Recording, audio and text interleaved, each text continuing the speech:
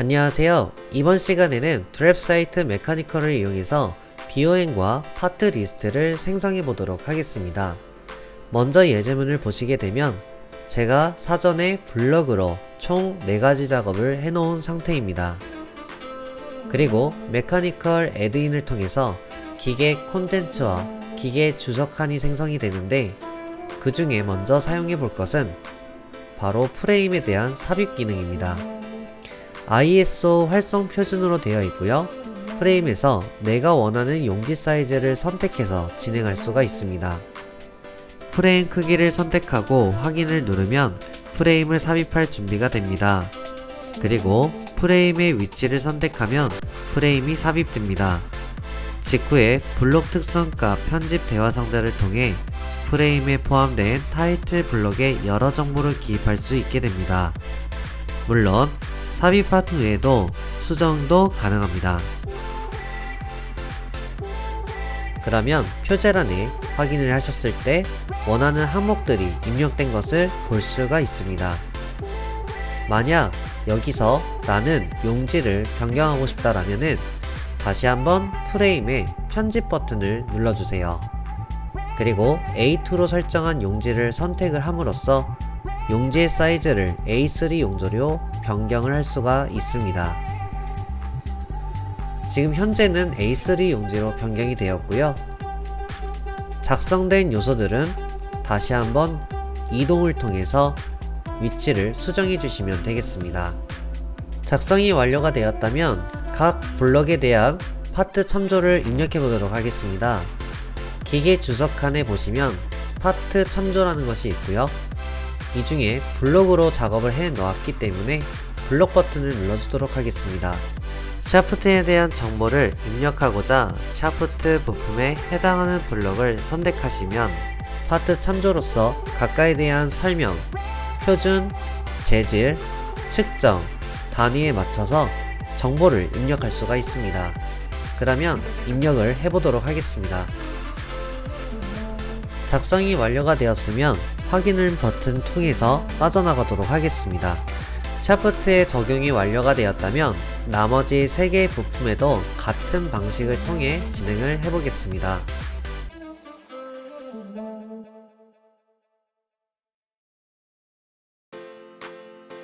자, 이렇게 해서 다른 부품에 대해서도 동일한 작업을 진행하였습니다.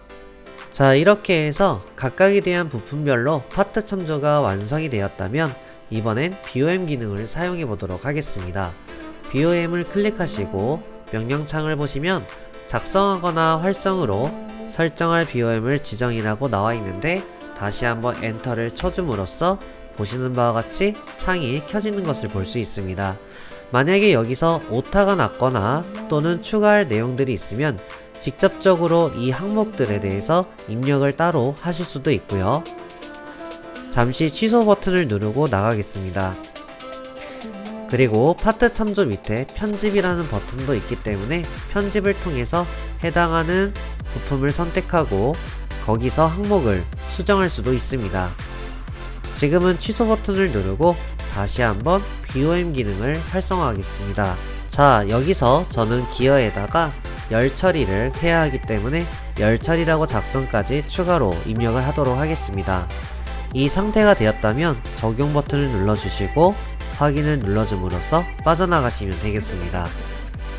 이번에는 파트 목록을 작성해 보겠습니다. 파트 목록을 작성을 하게 되면 명령창에 동일하게 작성하거나 활성으로 설정할 BOM을 지정하라고 나와 있는데 엔터를 똑같이 쳐주시면 되겠습니다.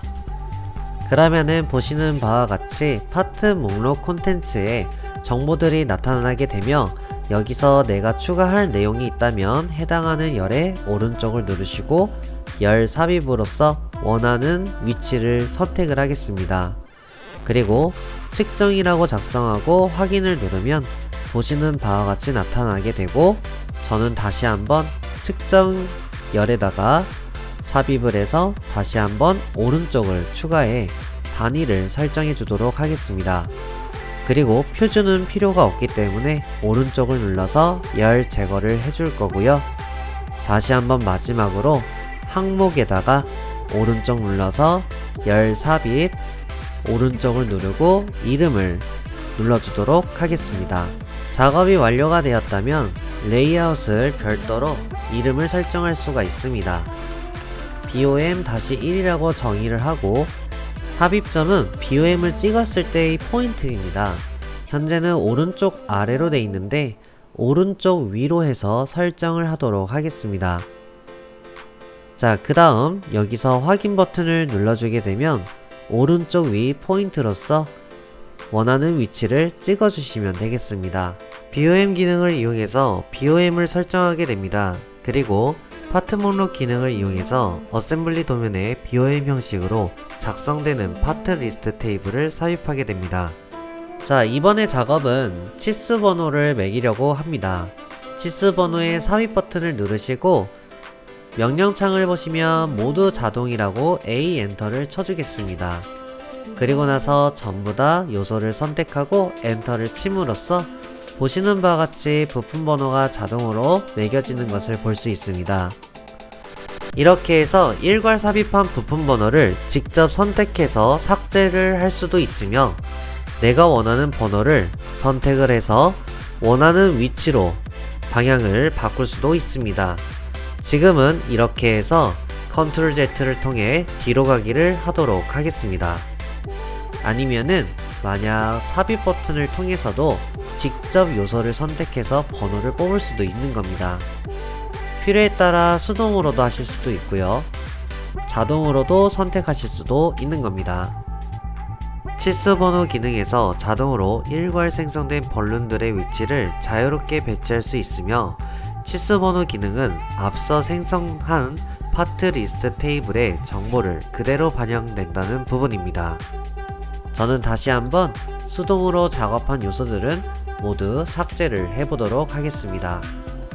자, 이렇게 해서 몇 가지 더 설명을 드리자면 내보내기 버튼을 통해서 엑셀 자료로도 추출할 수가 있습니다.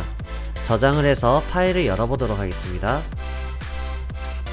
자, 추출한 내용을 확인해 보셨을 때 보시는 바와 같이 BOM 항목이 그대로 작성이 되어 있는 것을 볼 수 있습니다.